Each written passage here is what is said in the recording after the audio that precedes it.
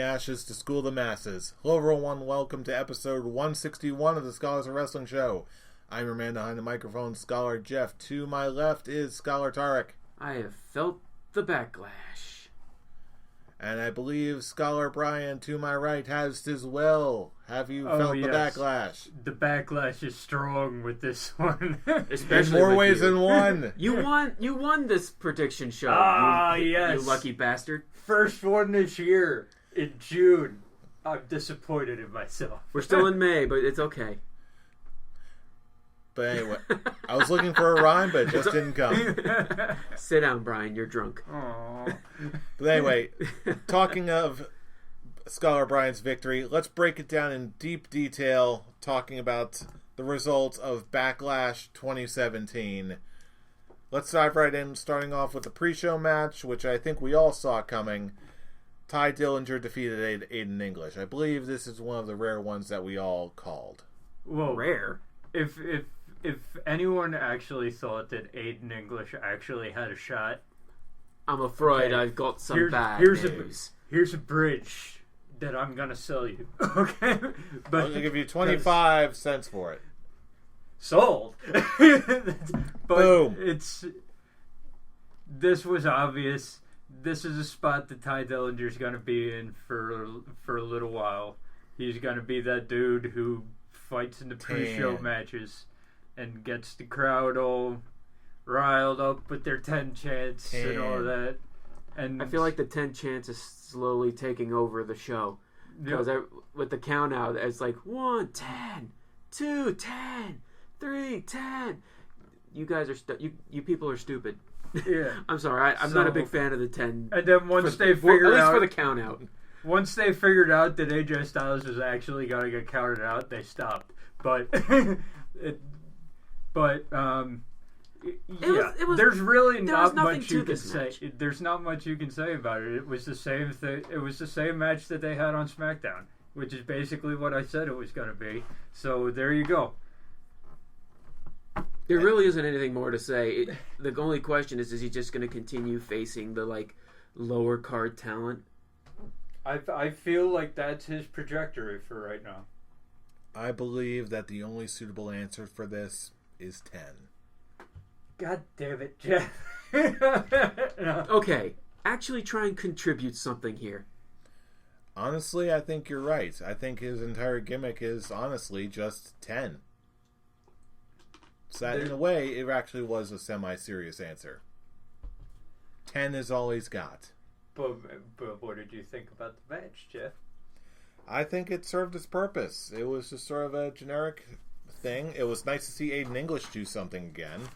It did its job because it got the crowd into the show. You had your guy with the easy chant come out first, so the crowd's all into it, and that's going to be his trajectory until something big finally comes, if it ever does come. Until then, he's just going to be the hype guy. From no. I did not say anything, did I? I did not say anything. He's gonna be the guy to get the crowd into it, and he's gonna be that pre-show dude for a little while. Unless he has some sort of big talent renaissance and he ends up turning into this amazingly great promo and amazingly great wrestler. Yeah, I have to agree. He'll probably just peter out for a while. He definitely needs a character tweak to actually really gain some form of momentum. Yeah, at least on the main roster. I mean, the only thing his character's good for right now is that chant. The only thing I can see him going right now is, as you said, Brian, nothing more than pre-show filler. Yep. He's not. There's only so much just a simple character like that can go. We said it with Apollo Crews. We said it with Kalisto. And now, I like Ty Dillinger. I like the whole 10 gimmick, but there's got to be more to it than that. Yeah. And perhaps we shall see whether or not anything will come of it. And Aiden English, just keep on yodeling, baby. Okay, that one was good. I'll give you that one, you rogue. Yeah. Moving on to the actual show itself. I didn't even plan that. Moving on, Oh, brother. Left them silent. It's brilliant. Moving on to the main show, we've got Shinsuke Nakamura, of course, defeating Dolph Ziggler. Was anyone really expecting this to open the show? Yes. Because I wasn't. I thought, okay, they needed something big to open the show. Ty Dillinger can only do so much. Okay, you're not gonna start with the chant and all that, getting the crowd into it. You know what I'm talking about. Yeah. But they're not gonna start it with Styles versus Owens. You had to start it with one of the big three, I feel. Of course. So they weren't going to start it with AJ Styles versus Kevin Owens. Not going to happen. The WWE title, okay, not going to do it. I thought that was the perfect spot for it. You get the Dolph, you get the supposed what I thought could be the match of the night. It actually disappointed me. It disappointed me too, and I hope they actually do more bouts, because we've all said that this match just on paper was match of the night. Definitely one to talk about candidates, but it was definitely a very slow paced match, and actually it really goes with the entire event when it comes to really slow pacing. Oh yeah, we'll talk about that later on, because something happened to me that hasn't happened since Night of Champions at Hooters. Uh-oh. Yeah. You know what I'm talking about. Yes, I do. Yes, I do. But here's my problem with this match. Okay. This should have been a Shinsuke Nakamura showcase bout, I feel. Okay, this felt more like a Dolph Ziggler match. He definitely was more. He definitely was the one more in control of the match. Yes. Yeah, I did like the back and forth is all well and good. Okay, but when you're bringing in a guy like Shinsuke Nakamura, you give him all this build-up. Okay, you give him that crazy violin entrance when he first comes in. You talk him up for a good 6 weeks, and then most of the match is him getting beat by Dolph Ziggler. Yeah, you get to see the brutality of his strong style, because Dolph Ziggler does as Dolph Ziggler does, and treats every knee to the head like a gunshot wound. So yeah, his stuff looks good, but I think I was spoiled by his NXT debut. Okay, someone actually brought up me saying Dolph Ziggler versus Shinsuke Nakamura was a disappointment because it was back and forth. What about Shinsuke Nakamura versus Sami Zayn? I was like, that's different, because you also had the fact that it was Sami Zayn's last NXT match. That was his swan song in NXT, so it's like, okay, back and forth is fine. You had the same thing with the build-up. You had the talking up of Shinsuke Nakamura. You had the huge entrance. But the reason that match was okay being back and forth was because you also had the added thing of it being Sami Zayn's last match ever in NXT. So it's like, okay, cool. This, okay, Dolph Ziggler is your jobber to the stars. Okay, his job in this match shouldn't have been to get as much offense as he did. If you want to have a second match, that's when you go the back and forth route. I felt that this match would have been better served for it not to be like a total squash, but more of a showcase for Shinsuke Nakamura than it actually was. I can see that, and again, like you were alluding to a moment ago, I definitely felt that this match was underwhelming. Not bad, just underwhelming. Because, again, I just feel like he was sort of just really overhyped for Like, if you hype up anybody, it doesn't matter how good they are. If you don't handle one the right way, then yeah, it's no one. You're gonna basically set them up to fail. Again, in the sense of things being back and forth, I don't think that really matters. I think, in my opinion, it's more in terms of just presentation. Again, like the Shinsuke Sami Zayn match. Both guys in NXT were hyped up as being these absolute powerhouses, this Clash of the Titans. Again, pretty much everyone Shinsuke fought in NXT, that always had the same vibe. He was always facing people on his level. With the amount that they were building him up on TV, and especially against Dolph Ziggler, that is the only portion where the back and forth element, as it was said, was really a detriment to him. Yeah, I feel like I'm just sort of repeating in so many words what you just said. So, again, it could have been better, but again, for what we got, I'll take it. Yeah, because I'm convinced we're going to see more from these two.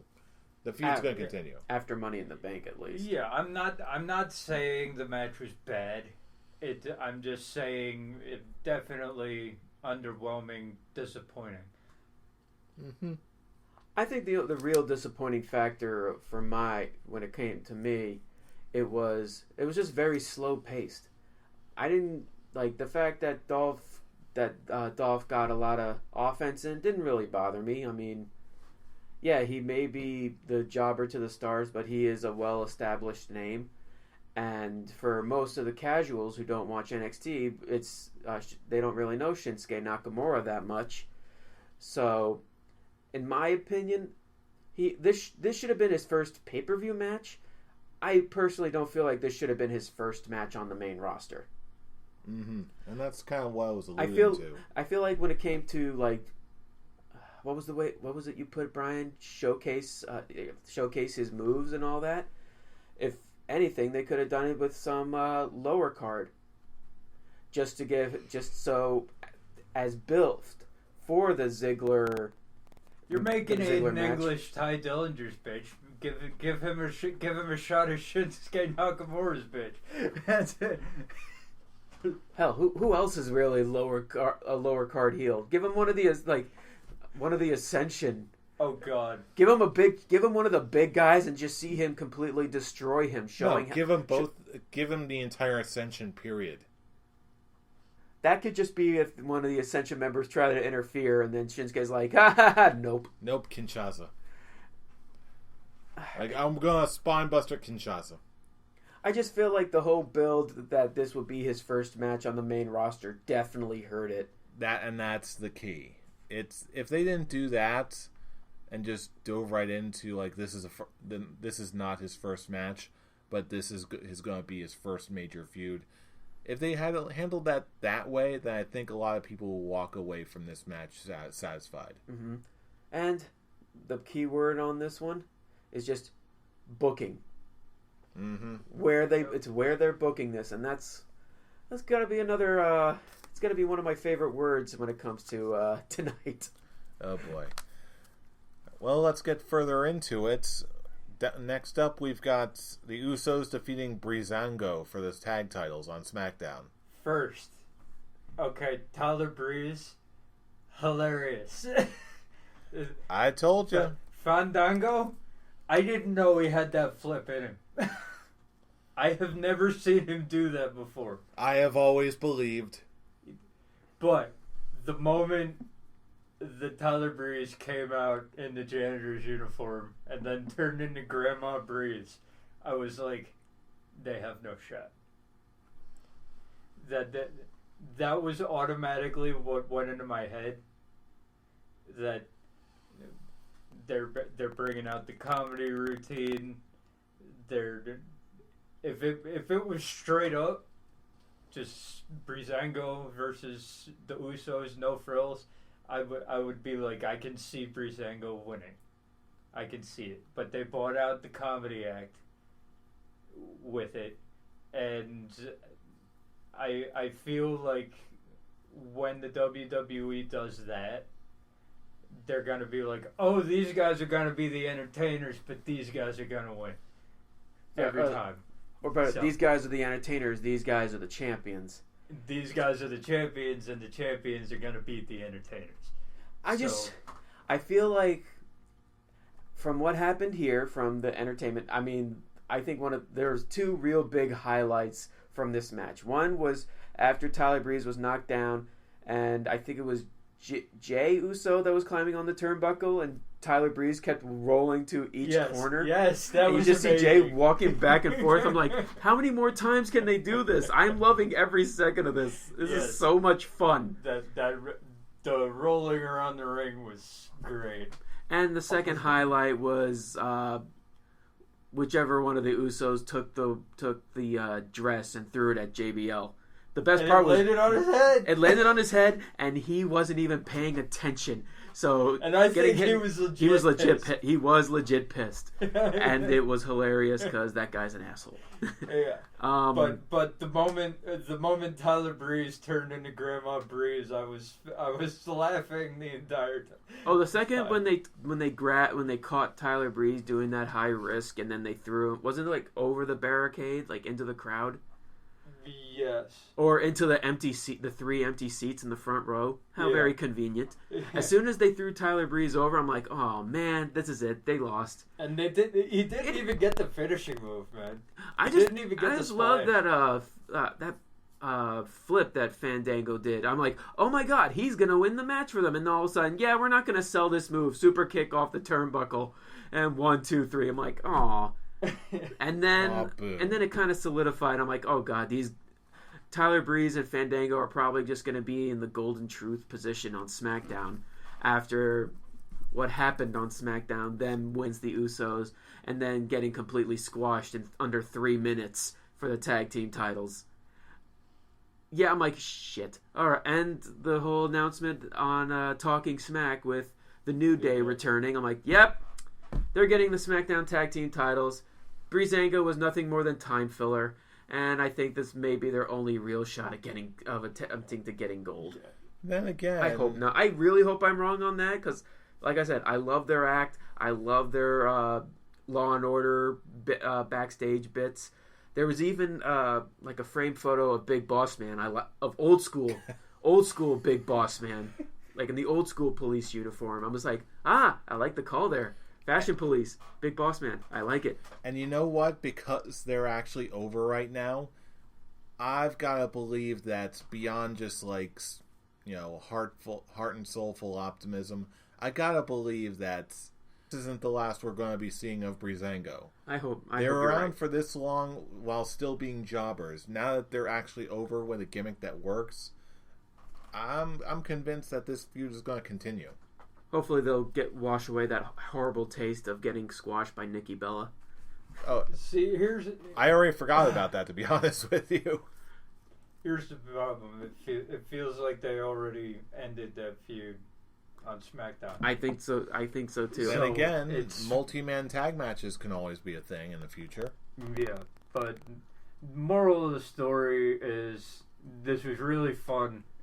It was really entertaining, but in my case, at least, as soon as the costumes started coming out, the winner was predictable for me. And this will be the only real raw call out on this episode. I'm very happy that Goldust dropped R-Truth. We're back to old school Goldust. I knew you were gonna feel that. I'm sorry. I brought up Golden Truth, so it popped in my head. That promo was amazing. Yes, it was. Great. It was old school Goldust. I love the Shattered Dreams Productions. When was the last time we got a Shattered Dreams Productions promo? Years. A long time. I said it from the beginning. I hated R-Truth and Goldust. I never liked the Golden Truth. I'm so glad that it's now like, yes, I'm dropping the dead weight that is R-Truth. I'm sorry. I never, from the beginning, I never liked the idea of Goldust and R-Truth. I know you didn't, but you know what? It made me very happy. With the way this is going, I have a sneaking suspicion we're going to be talking about this for a good long while after this. I hope so. Okay, moving on. Yes, moving on. Next match, Sami Zayn defeated Baron Corbin. And quite possibly the biggest shock, because everyone's like, yeah, this is Baron Corbin. Sami Zayn is just there to make Baron Corbin look good because they want to make him a next top level heel. And then all of a sudden... Shows what we know. And then shows all of a sudden Haluva kick out of nowhere. Like, wait, really? Holy shit. It's over? Well. How about that? Good job, Sami Zayn. Yeah. And everybody after it was this a good match, match, though. I'm watching, I'm reading the internet, and everybody's online talking about, oh, this opens up possibilities for Money in the Bank, different winners and all that. And I'm like, no, for me, it just solidified the fact that I think Baron Corbin's winning the Money in the Bank. I can definitely see where you're going with this. Mm-hmm. But, okay, this also was a cog in the story of Baron Corbin finally losing his shit on SmackDown and murdering Sami Zayn in the crowd. just took that man out. He is definitely becoming of the equation. He's definitely just becoming that heel that just does not give two shits about anything. Kind of what they're doing with Braun Strowman, but he's not a ginormous monster among men. More in control of himself. That's it. He completely destroyed a guy and almost tried to kill someone with a forklift. I wouldn't say in control. Oh dear. You really can't argue that. but yeah, this was a surprise, but it also served the story. So it's not as big of a shock as what happened later on, but it makes sense when you think about it. Mm-hmm. Mm-hmm. Yeah, I can't disagree with any of that. You really, when it really comes to the matches, you really can't say anything bad because when it comes to wrestling, they were really good matches. It's like I said, they were very slow matches, but they were straight and to the point. There were no real big botches on the night. Well, to be honest, there weren't any real big moments in the match, minus the main event, but I'm not just talking about the result. I'm talking about the one awesome moment, but we'll cross that bridge when we come to it. Yeah. First, before we get there, we still have the six women's tag team match with the team of Natalya, Carmella, and Tamina beating Charlotte, Naomi, and Becky Lynch. This was boring. This was I went into it thinking and knowing and feeling that the heels were going to win, but I was hoping that someone would turn heel. I was hoping that they would swerve and Becky would turn heel. Because she said in interviews multiple times that she wants to be a heel. She wants to turn. But Brian... So I was like, look at the time, okay? Everyone thinks that Charlotte's going to turn. Okay, swerve. Make me give a shit about this match. You didn't do it. But Brian, that would be the smart thing to do. But WWE, when it comes to being smart, happens once in a blue moon. I challenged the WWE to make me give a shit about this match. They did not deliver. I guess not care. And I guess Natalya took your claim last week. When I listened to the show, it's like, yeah, she means nothing. Yeah, she's like, yeah, sharpshooter. I'm tapping Becky Lynch out just to rub it in your face, Brian, because it's Natalya making your girl tap out. And what happened on SmackDown? Who did Becky make tap out?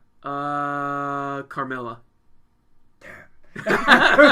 Yeah, I wish there was some kind of poetic justice in that. But no, but you're good. She may tap out the weakest member of all the women. It's only been 1 week. I am persuaded that something is going to continue. Never anybody worry. I still want to see a Becky Lynch heel turn. I really would want. But this particular match, no shit's given. It was very lame. There really wasn't anything to put. There wasn't anything special in this. I was ready to be like, all right. Normally, it's like, God, it has been so long since a women's match actually ended up being the pee break. I'm going to the bathroom. Got up and went to the bathroom. Hey, they can't all be winners. But in the meantime, if we want to talk about something awesome, let's talk about Kevin Owens defeating AJ Styles by count out. This was match of the night. Match of the night, easy. Hands down. It was Easy. great wrestling, great storytelling, and when it came to the ending, it actually made perfect sense. Yeah, AJ Styles doesn't get hurt by the loss because he didn't get pinned or anything like that. Kevin Owens continues the storyline. He's the face of America. He's baby. the face of America, and he'll keep his title by any means necessary. I don't know who pointed this out to me, but so they pointed out that Kevin Owens doesn't walk all over his face on the ramp. I think that's hilarious. I think that's hilarious. And I'm like, that is absolutely brilliant because you don't trample on the face of America. If Kevin anything Owens, can be you. said about Kevin Owens, it's that he keeps in character at all times. It was. This definitely was this of all the matches. This was definitely the most. Yeah. I guess really say fast paced. Good storytelling. Great storytelling. Great pace. Good wrestling. A lot of moves from both men that I haven't seen in a pretty long while. I haven't seen that move that Kevin Owens does off the top rope in a long time. The one where he lifts the guy up and then brings him down in like a brainbuster type thing. Yeah. I haven't seen that in a while. So it's nice to see them bust out moves that like big match moves, make it have a big match feel. And who else cringed after I believe it was a suplex right on the edge of the ring? Oh, when on the apron? Styles suplexed Owens. Yeah, Oh, right. yeah. And it wasn't just and it just wasn't on the apron. It was the edge of the apron. And you actually thought that Owens was hurt because I've never heard him scream in pain like that. Never once. Even maybe he wasn't injured, but that probably just hurt like a bitch because that's like the sharp edge of the ring. Yeah. Oh, it was like I want to see. Painful. I want to see pictures of his back after that. Whether I don't know how they did that or if they were able to do it safely, but again, it sure looked convincing. The entire match was really, really rock solid. No, I have no complaints about this one. Yeah, I don't either. This was good. This especially was, now that more are following. Yeah. Bring it on. This was really good. This was the one match that really delivered on its promise. Mm-hmm.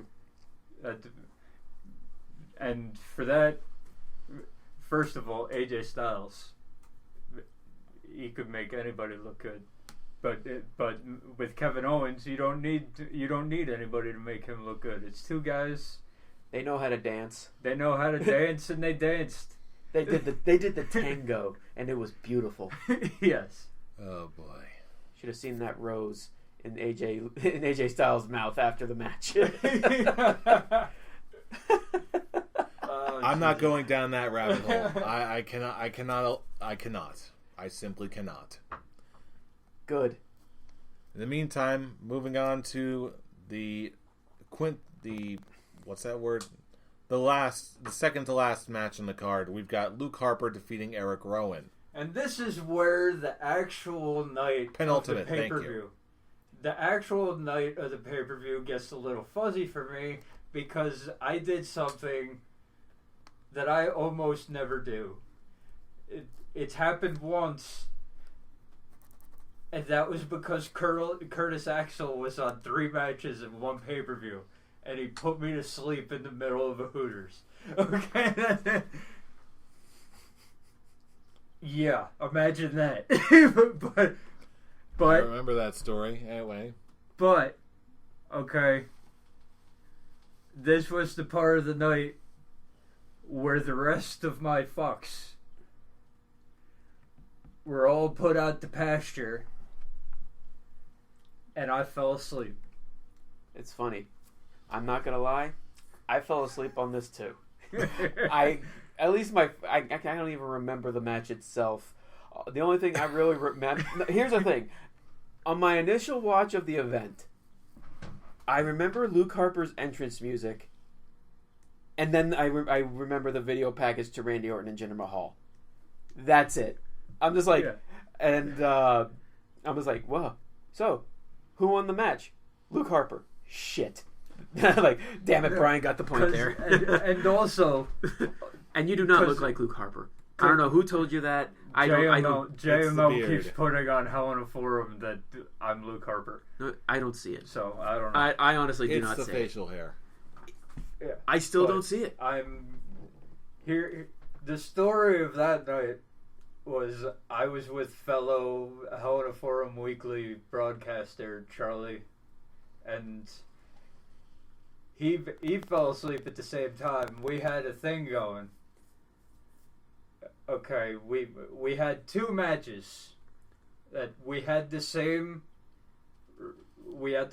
picks for every match except for 2. Okay, he won the first one.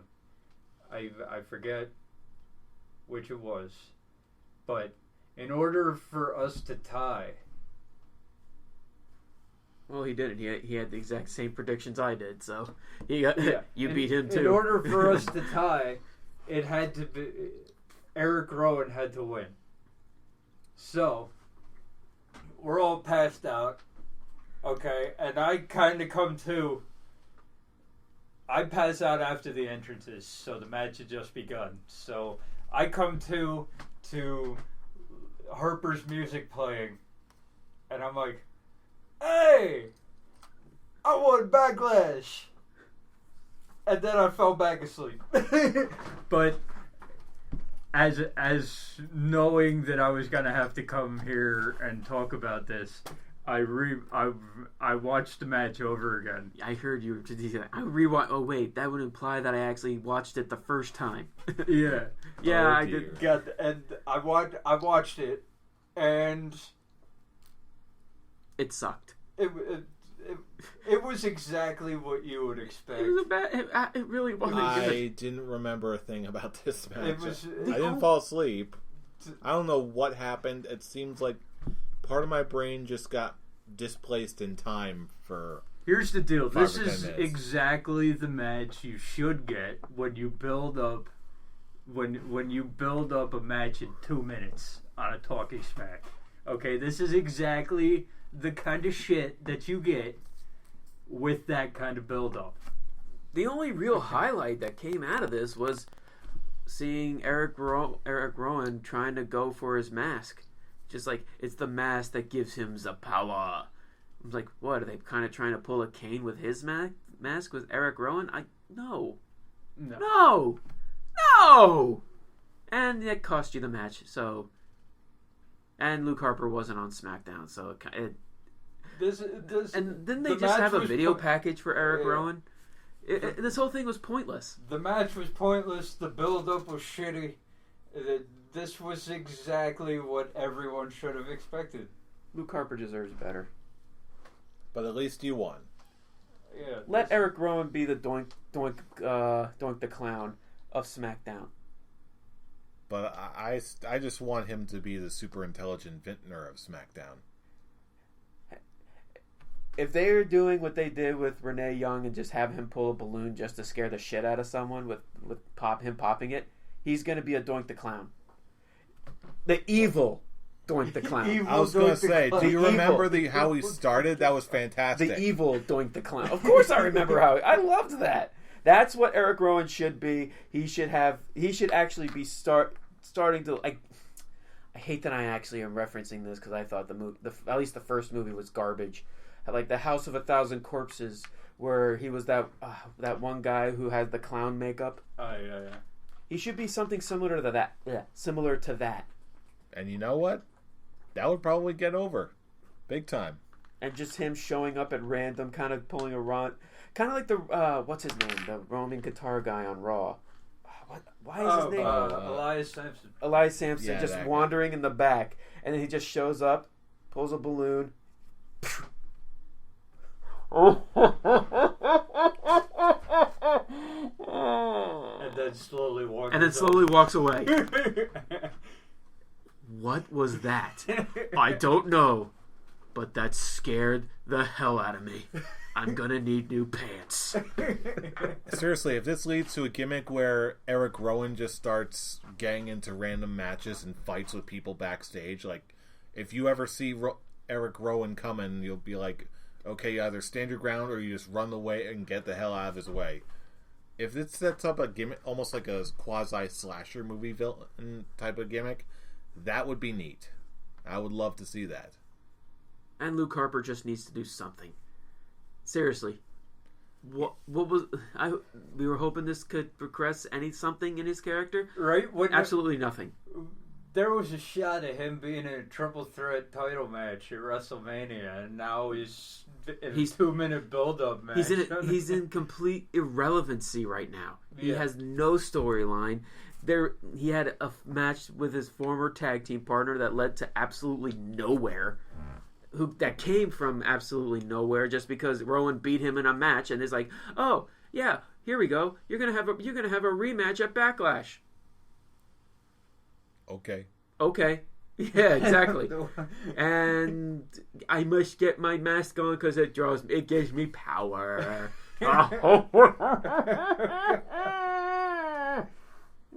This was stupid. It really was. All right, let's go to the one everyone's been waiting for us to talk about. Whatever do you mean? Shut up, just get into it. That's what she said? She's a whore. Okay, in all seriousness, Jinder Mahal defeated Randy Orton to win and become the new WWE World Heavyweight Champion. All hail the Maharaja! Let me set the stage. Okay. Once again... Set the stage. Once again, I'm passed out. I wake up to the theme music of the Maharaja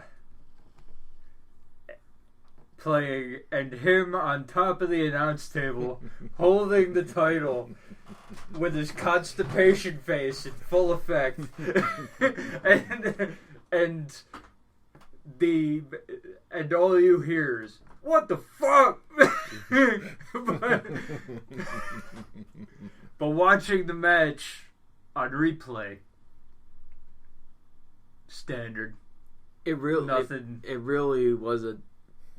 nothing. The big. Singh brothers took massive bumps on the one Singh brother from the second one that got the table. The second, good oh my Lord, god! man. I'm like, oh my god, Randy Orton's face was like, oh my Randy god, Orton I was just killed someone. Randy Orton was like, oh fuck. he just had that face like, ooh, whoops!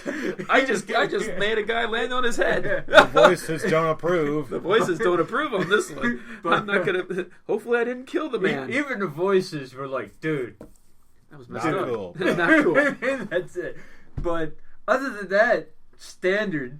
And when you look back at it, and he's got the two Singh brothers in the DDT, and you see Jinder Mahal going around the side of the ring. The second Orton picked up the two Singh brothers to get them on the apron, I'm like, that's it. Jinder's winning. And you see Jinder sneaking around the sides. Like, they didn't do that camera shot well at all. Oh no. That you saw it coming from a mile away, because then he hits the DDT, in walks Jinder, hits his camel clutch slam, I think that's what they're calling it. Yeah. I think it actually has Cobra a name. clutch, I just forget what it is. It's like, something clutch slam. He hits that. It's the 3 count, and oh my god! I will say, I'm glad it's not. I'm glad it didn't end on a roll up. That actually would have. Yes. That actually would have just legit pissed. At least he landed on his finishing maneuver. Yeah, legit, and the internet fucking exploded. That's it. Now, I don't hate this as much as a lot of people do. Do I like it? Here's my reasoning. Okay, I'm not upset that Jinder Mahal is the WWE champion. Okay, I'm upset with how they built it up. Okay, as once again, WrestleMania, he was jobbing out to Mojo Rawley and a football player, and here we are 2 months later, he's the WWE. He's your second biggest champion in the company. Okay.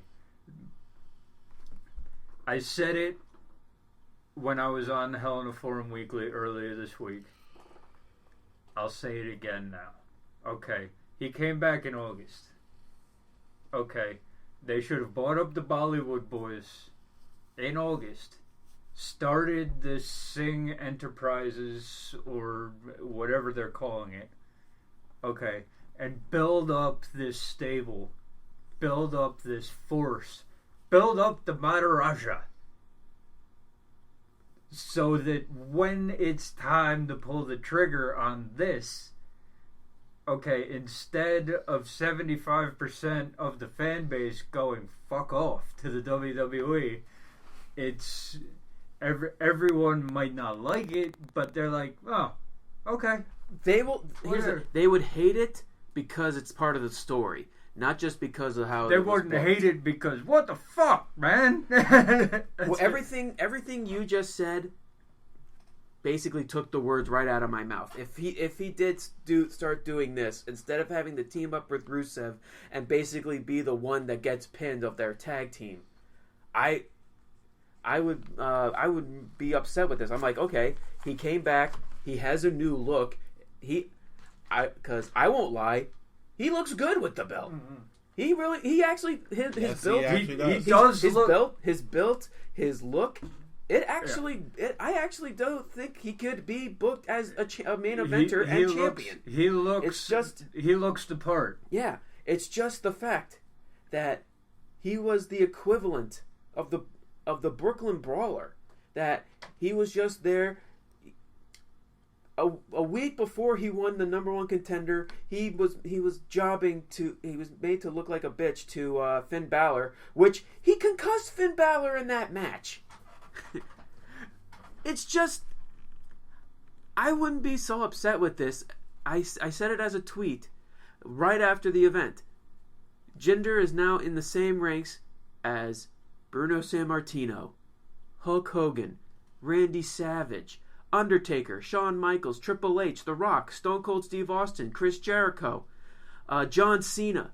To an extent, I'll add Roman Reigns to there. Seth Rollins, Dean Ambrose. People who've worked their asses off to be able to win that belt.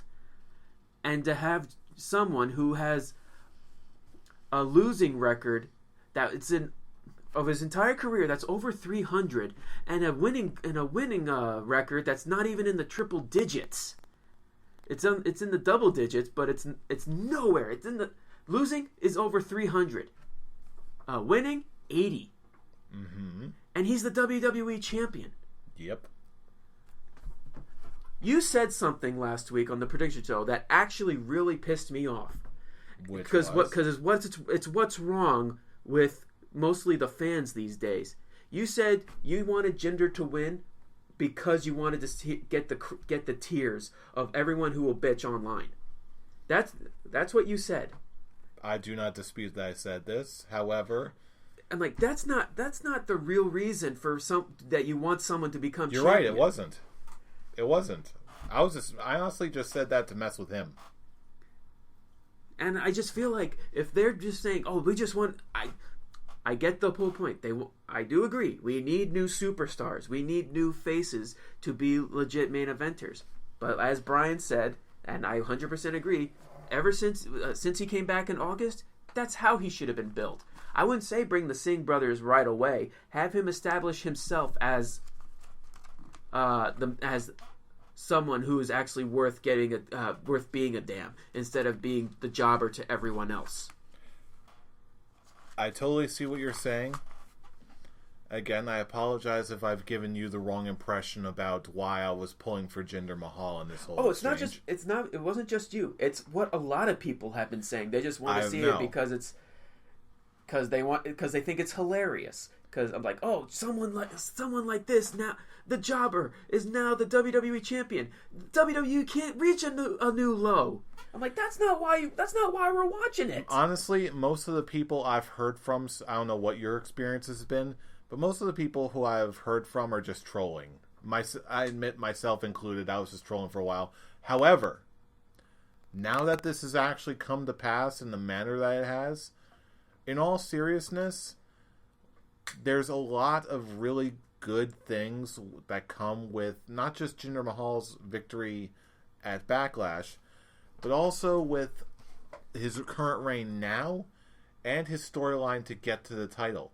Like you said, you mentioned that his win rate is abysmal. Is it with his regard when you look at his entire career in the WWE? Mm-hmm. I see that as actually a good thing, and I'll explain why. Because it is a part of his character arc in the WWE. I just look at, again, the one big criticism I heard of since the Jinder title win is that, a member of 3MB is now the WWE champion. Well, yeah. A lot of, pretty much the entirety of the 3MB now they all have really super compelling storylines. And they've only gotten better and better as time has gone on. Starting with Heath Slater, again. Started off as an NXT guy, really going nowhere. Then all of a sudden, he stepped up to Brock Lesnar, did the whole I got kids thing, and now... I don't give a shit about your kids. Now, he got a little taste of being somewhat over. Had a tag title run with Rhino. And that's it. Nothing earth-shaking, but hey, it was way better than the way he was doing before. He was a tag team champion in Nexus. And even then, I'm sorry, I had to. From the, but even then, even then, we're still talking about a really, really heavy drought of doing anything at all. That's starting with him. Next up, we've got Drew McIntyre. Again, started off strong, didn't go anywhere for a while, went through 3MB, didn't do jack diddly squat, left the company, went on the indies, totally kicked his ass in the high gear, reinvented himself, lit a fire under him. Now he's coming back to NXT and totally reinvigorating his career. Boom. Big upgrade, whatever, he's back. Now we got Jinder Mahal. Another guy, stagnating. Didn't really go anywhere when he was really wanted to. Wasn't he partners with the Great Khali when he first came in? I believe that's right. He was. Again, that's right. That was when he was actually winning matches. Yeah, right. Again, now that's talking about how long ago that was. I think that was 2011. Again, yeah. Now he comes back. Okay, he comes back out of nowhere. Like, okay, Jinder Mahal is back. What's he gonna do? Nobody knows. And for a while, didn't do much. But then, slowly but surely, people start to realize, holy crap, Jinder Mahal's getting kind of cut. He's getting kind of ripped. Is he on the juice? Whatever. He's looking big. But still, I get the impression that he, in his mind and character, you know what? He needs to step it up. If he is going on the juice, he won't admit it. But maybe even if his physical body change, I got to believe in character. This is why I imagine he is a man who's so desperate to reach the top of the industry that he's willing to do anything and everything to get there. Sure, he got himself in better shape. Sure, he looks a lot better. Now he's back in the biggest wrestling company in the world. But he's still not quite there yet. He still needs a little bit of something to put him over the part. Enter the Bollywood Boys. Those are his henchmen. He's just that little bit of leverage that being in a stable actually brings to it. Again, he was with the Great Khali. He was with 3MB. This is a character or a wrestler, whatever term you want to use, that is well versed in the art of, it's much easier to fly with a group than to fly solo. He's going back solo, even when he's totally coming back, he's jacked up, whatever. He still needs that extra little edge that being in a group that can provide, especially when he's the leader. And the Bollywood Boys are that group that he needs to get him over the top. He's got the group, he's got the firepower, he's got the new physique, he's got the new fire in him. He is super, super hungry, and he's going for the biggest prize to get where he wants to be. Doesn't really care what shortcuts or whatever he's got to do it. He gets in there with Randy Orton. He gets his shot. Sure, shenanigans with the Bollywood boys. Hits him with his finisher. He's, pissed off. The fire's burning. 1, 2, 3. Jinder Mahal finally, after years of obscurity and irrelevance, finally wins. And screw the world. That's the story that I see. I wish I could see that. I feel like you're trying to reach for something to try and gain some kind of relevancy in this story. If it was like that, seriously, after the Punjabi party was actually brilliant. Because it was from what people have been saying, it's actually a legit Punjabi party. I am like, oh, that's good. If he actually said a promo, basically saying now where he once was and now where he is now, I would actually be I would be really invested. I'm like, you know what? After saying that, good for you. I'm actually behind you. But from what I see, I don't see him just basically showing desperation to get to the title. I just see them just putting because I'm not just saying that for the Indian market, because that is a big factor in it. Yes. I just see it as like, okay, we need a top heel. We're gonna go on the old school method of just having the heel foreigner, and that's all he's been doing.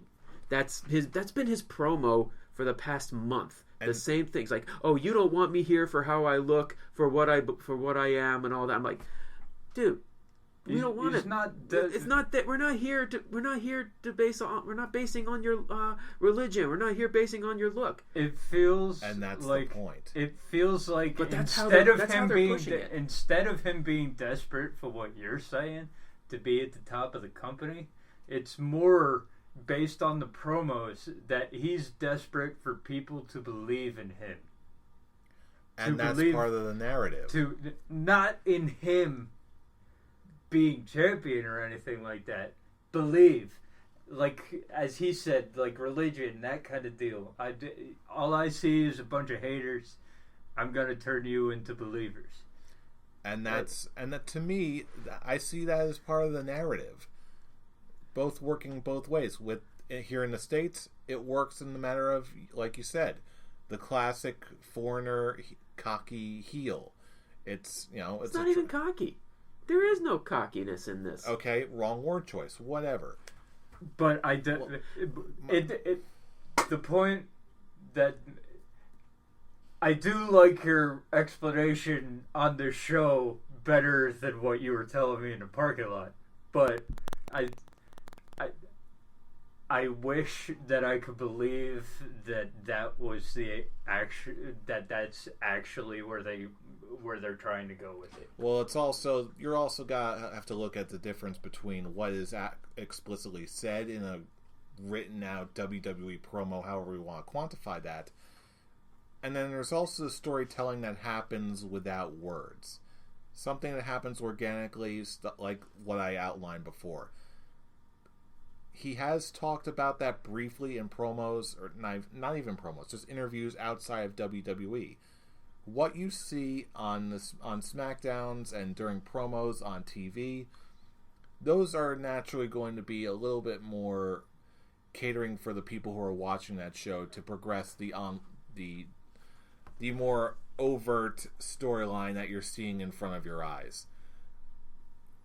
He has talked about his road to success in WWE, the man of Jinder Mahal.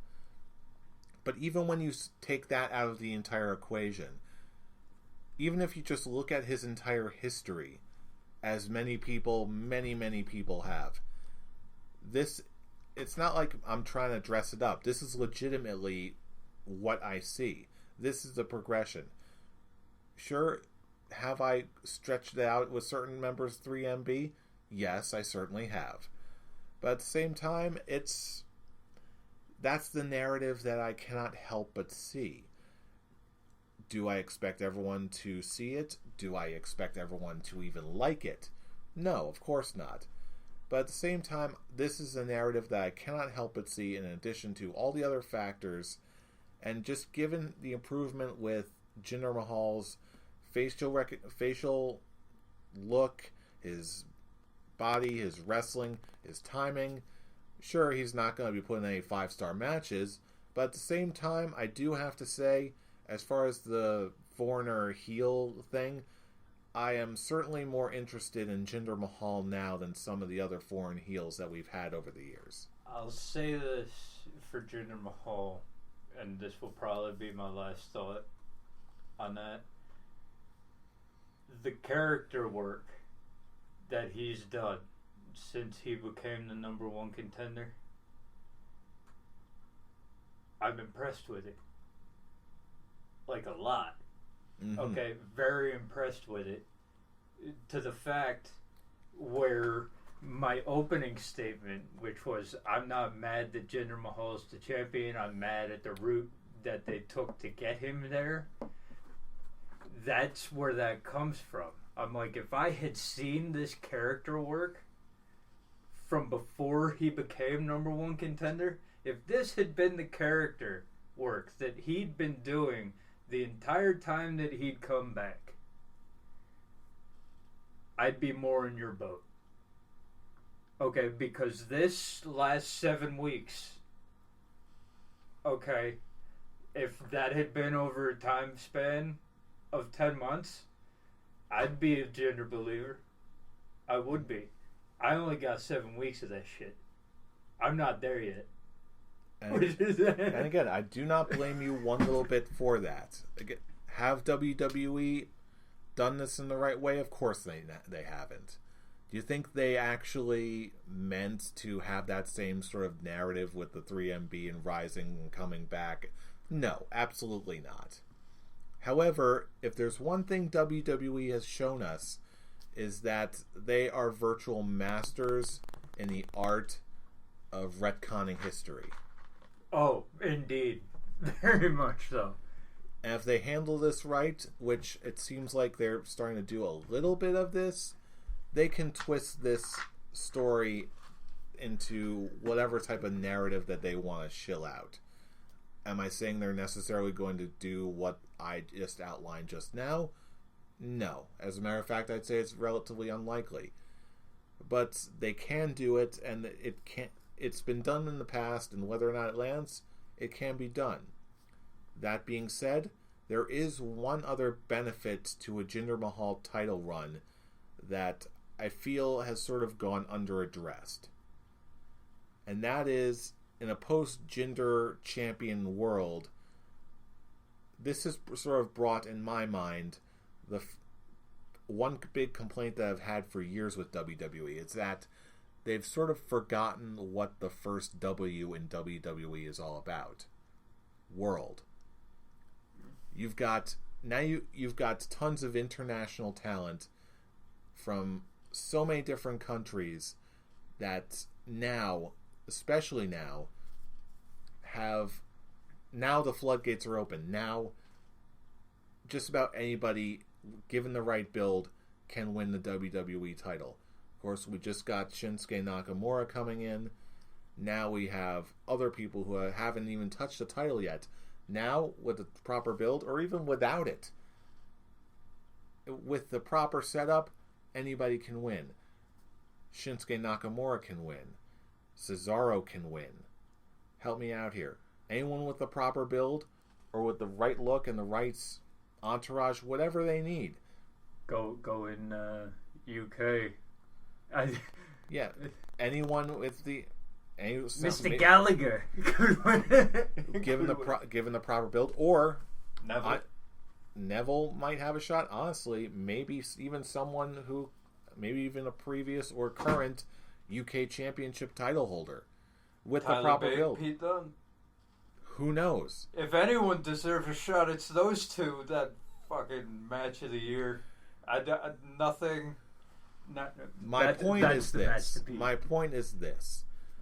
Given the tendency for international flavor, and just giving this Jinder Mahal title win as an indication that WWE as a corporate entity seems to be in a relatively open-minded state right now. Whereas we can go back in history to virtually whatever point in time you want, and with a few notable exceptions, there really weren't a lot of big international champions. If you were a foreign boy or a foreign girl, odds are, chances were slim you were going to touch the company's biggest title. Now, this is a big indication of a vote of confidence in a new way of thinking, where certain people may not have touched the glass ceiling. Now I'm seeing some cracks. Now I'm seeing some hope that, you know what, maybe the world isn't so closed off as we think it is. Maybe even if it's just by a little bit, maybe that glass ceiling got brought up just a little bit. New things are possible. Not saying they're likely, but they're more possible now than they have ever been in the past. Yeah, the big thing about this title win, okay, the business side of it, okay, is the WWE is trying to break into India. Trying to get the Indian people into wrestling, trying to shoehorn the WWE into an Indian style brand. So in a business sense, it's a good move, because that's 1.3 billion people that you're trying to get to enjoy your company. So in a business sense, Jinder Mahal winning the title, good move.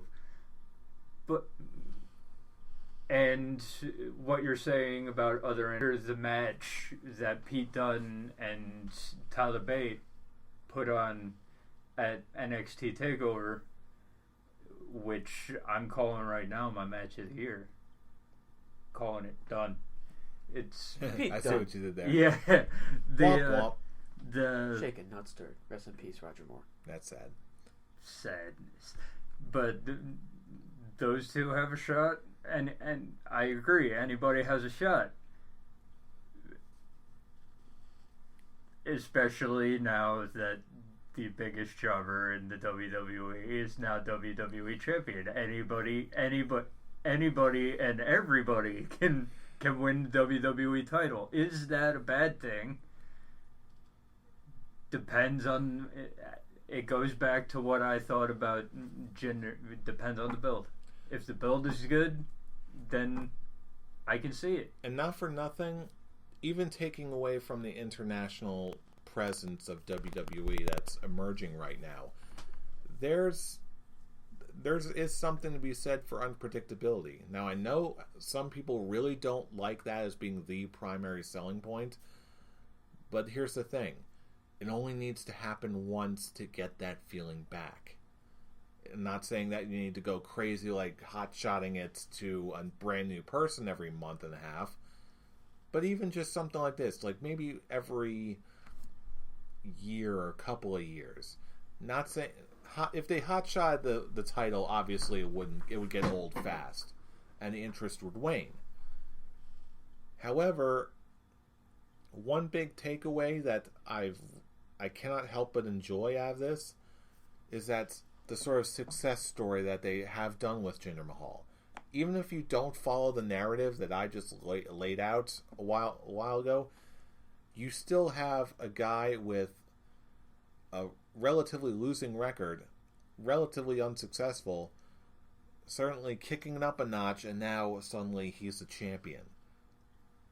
That is the biggest thing to me that says that, you know what, like the old tagline says, now it is true again. Anything can happen in the WWE. The brass ring, at least in kayfabe, is alive and well. Anyone can grab it if they get the right opportunity, even if they gotta cheat for it, which people like Jinder Mahal very well might. The point is, the doors are open now. The chance isn't within sight. Again, who's going to grab it next? Who's going to take Jinder Mahal down? Is it going to be an established name? Or is it going to be a brand new face who we don't even consider? Maybe a Money in the Bank winner. Who knows? Point is, we all got to keep watching and tune in next week to find out. We'll revisit that particular topic on July 5th. I'm sure there's a good, strong chance I'm going to be proven wrong down the road. Because for the time being, I'm enjoying not knowing what's going to happen next. Because the rumor is John Cena comes back and beats him for the title on July 4th for his 17th title run. Which, in my eyes, would mean that this entire thing was a bust. But again, I'm not going to cross that bridge until it actually happens, and then posthumously, then we'll sort of evaluate whether or not it did or did not work. There's the hope that WWE's turning a corner with this anything can happen thing that people are always talking about, what they want to see and that kind of deal. We'll revisit this topic on July 5th and see whether the WWE fucked it up again. Oh, I know we will. All I know is, for the time being, I'm more amused by this than I thought. I'm more entertained of this whole angle more than I thought. And that's all I got to say. I really wish I could be too. But I really wish I could see the narrative that you're putting in. But it's only really you putting in, because I with what you said about how he's pretty much what you said on his storyline of him rebuilding himself, I don't see it.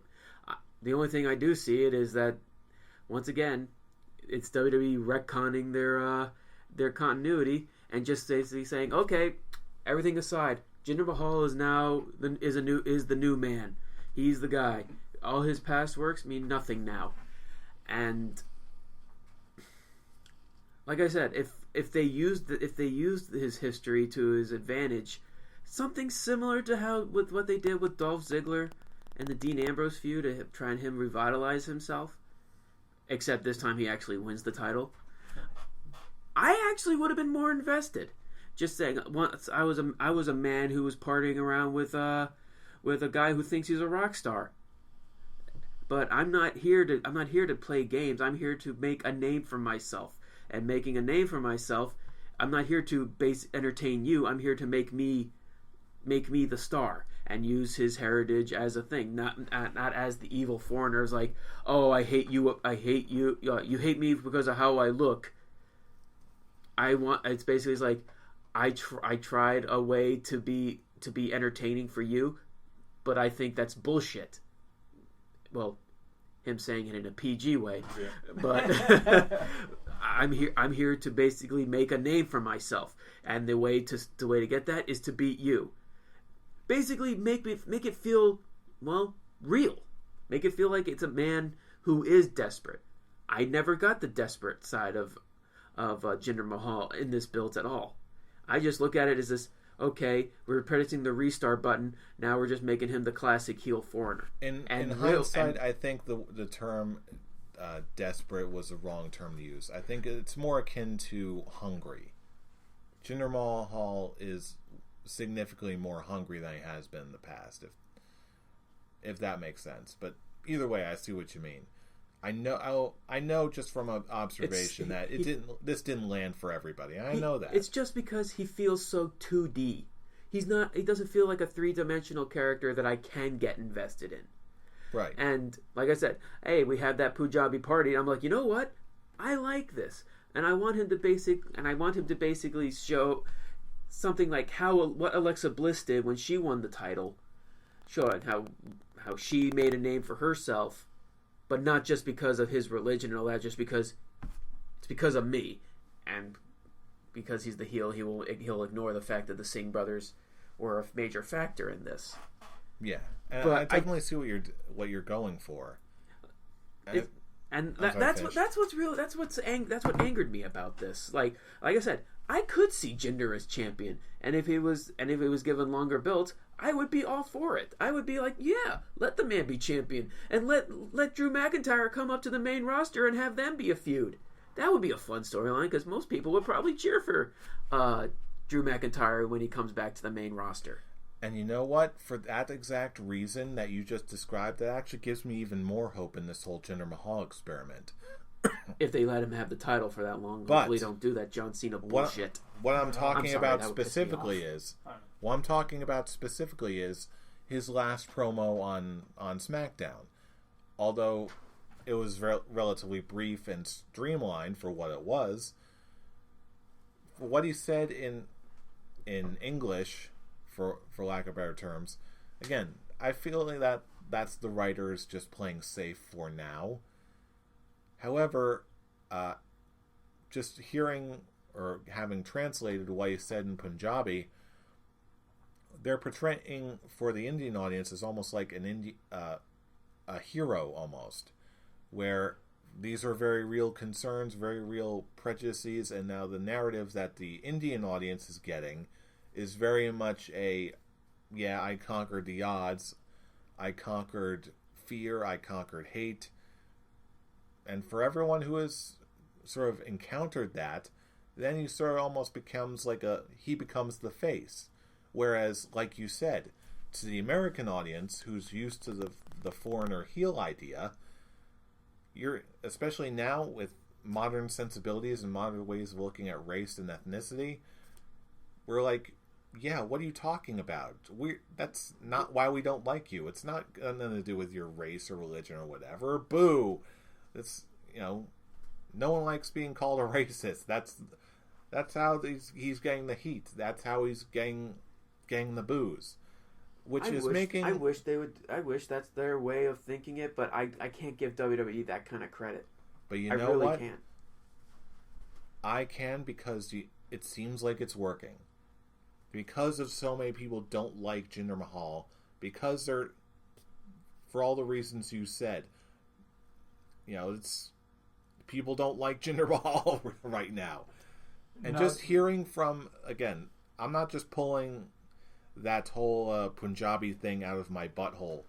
I've been following some commentary on Reddit, and there's actually a couple contributors on the R Squared Circle Reddit who gave their testimonials, who are Punjabi fans, Indian fans, who, this is how a lot of Indian fans contextualize all of this.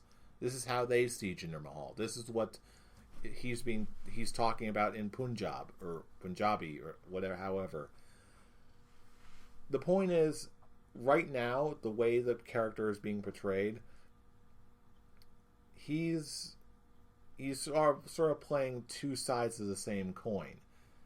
And I realize this is not going to land for everyone. I know it's not landing for you or everybody else.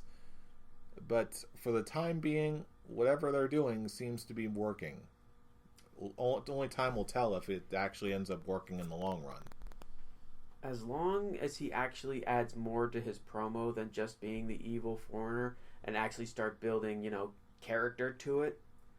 I want to see the Singh brothers become more than just J&J Security 2.0. I actually want to see them become a successful stable and get the tag team titles.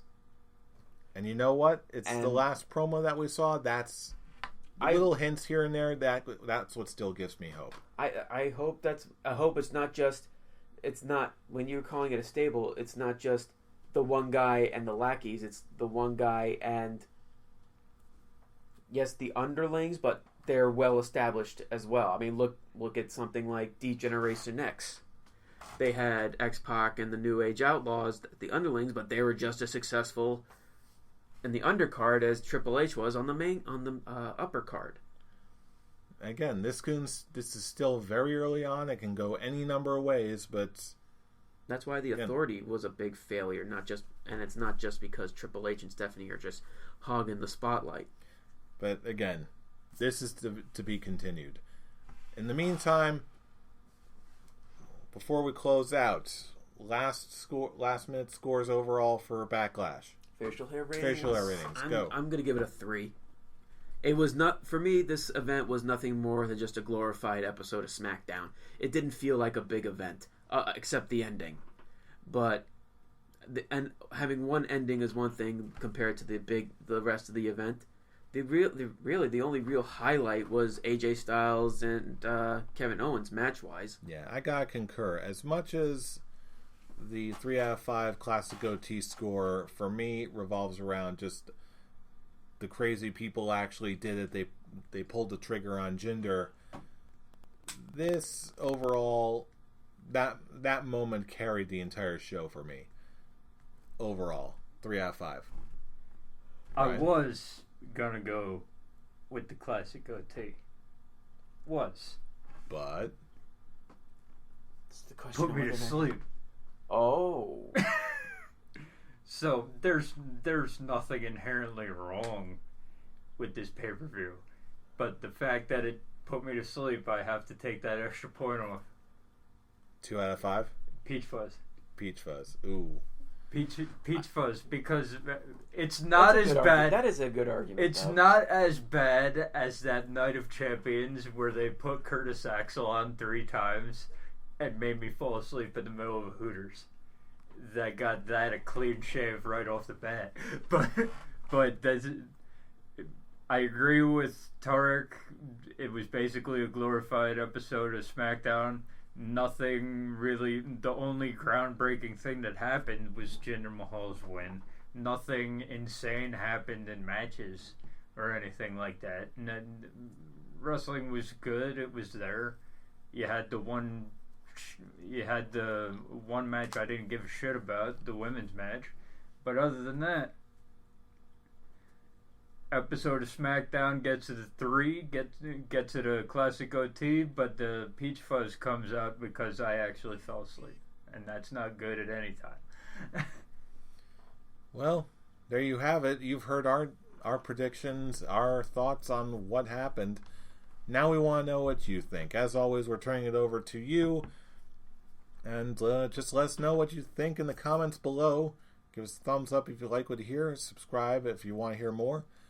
You can also look us up on our Facebook page at the Scholars of Wrestling Show. If you want to search for us, we're there. And of course, for maximum funsies, you can also look us up on our Twitters. Funsies? Funsies. I said it. Okay. I just wanted to make that clear. Yes. It's the weekend funsies. Funsies. Weekend funsies. Memorial Day weekend funsies. Yes. You know what? I'll accept And that. if you want Memorial Weekend funsies, follow us on all of our Twitter machines. You can look us up at ScholarsOW for all the latest episode updates, including this one. And for running wrestling commentaries on all things wrestling, you can follow us on our individual Twitter handles. Fool, where can I reach you at? You can reach me at the Avataric. Brian? You could catch me not tweeting at all at Atomic Beanpole. Oh, I've seen you tweet a thing or two. And Once in a blue moon. And you can find me at I'm Robbie Rage. So follow us all. Enjoy the commentary. In the meantime, you know who we are. We're the Scholars of Wrestling, and you have just been schooled. You're welcome. Enjoy your Memorial Day, everybody. All hail the Mother Russia! How do you feel Great Khali thinks about all this?